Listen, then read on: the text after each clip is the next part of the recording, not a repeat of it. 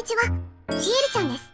アシスタントのグミジーです。今回は、フルーティーで深い味わい、サングリアアイスを作っていくよ。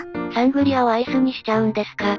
そう、深いブドウの味わいに、柑橘系のさっぱりさも合わさる、サングリアをカチンコチンにして、シャーベットにしちゃうよ。夏にぴったりそうじゃな。材料は概要欄をチェックじゃ。ぜひ最後まで見ていってね。まずはワインのチェック。飲みたいだけですね。えへへ。ワインはたくさん加熱するから、お高いものじゃなくて大丈夫だよ。私はスーパーの一番安価のものをチョイス。いい香りね。とりあえず1杯。ルネッサンス。おいしい。では始めていきましょうか。はい。まずは柑橘系のフルーツを切っていこう。フルーツは好きなものを使ってみてね。ヘタ、種を取り除いてお好みのサイズで切っちゃえ。ある程度薄い方が煮詰める時間も短くて済むよ。切れたらお鍋に移して、お砂糖さん、ワインを加えるよ。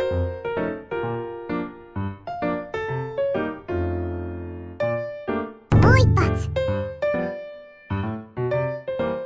そして最後にシナモンスティックさん。これ一つ入れるだけで味に深みが出て、クラフト感、高級感が出ちゃうよ。そしたら加熱。ファイヤー。沸いたら火を調節して、軽くポコポコ鳴り続ける火力で数分煮込み続けよう。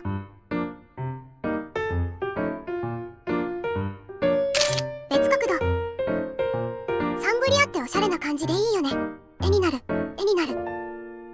火が均一に入るように少しは混ぜた方がいいけど、強く混ぜるとフルーツのパルプが散らばって綺麗じゃないから、優しく混ぜてあげよう。もういい感じかな。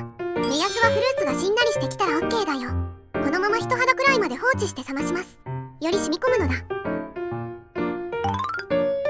そろそろ冷めたかな。そして今回は行き過ぎ行き過ぎ。じゃあアイスバーの容器を買ってみちゃった。初めて使ってみるからワクワク。こちらは600円くらいだったかな。100円ショップにももっと細めのが売ってたよ。黒いおひげの人を飛ばすやつみたい。よ。G じゃないよ。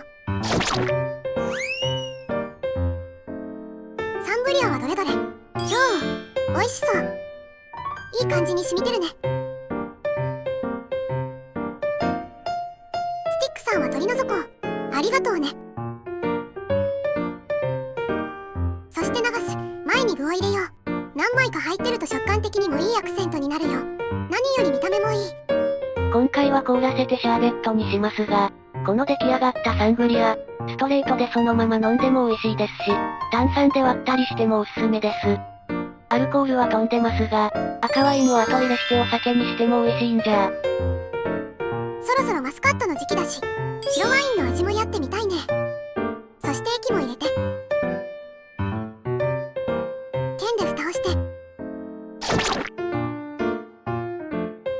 がっちりと冷やし固めたら完成。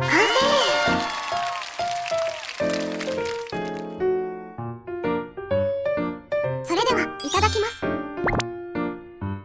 おいしい。おお、甘酸っぱい。私柑橘大好きだからワインの量に対して多めに入れたのもあるのか。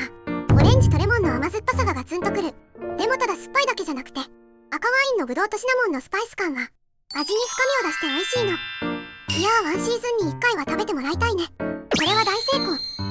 クリーム系の濃厚なアイスもいいけど、たまにはシャリシャリのシャーベットも暑い夏にぴったりすっきり。今回はサングリアアイスいかがだったかしら。そのままでも美味しい。凍らせても夏にぴったりじゃ。材料もスーパーで揃うし、作業も簡単ね。手作りだと数倍美味しく感じられちゃう。ぜひ作ってみてね。余った果肉は食後のデザートにも。ごちそうさまでした。最後までご視聴ありがとうございました。動画の感想、作ってみた感想もいただけると嬉しいです。チャンネル登録、グッドボタンなどもよろしくお願いします。週1、19時くらいに上げてます。他のお菓子の動画も見てみてね。コメントも気軽にお待ちしてます。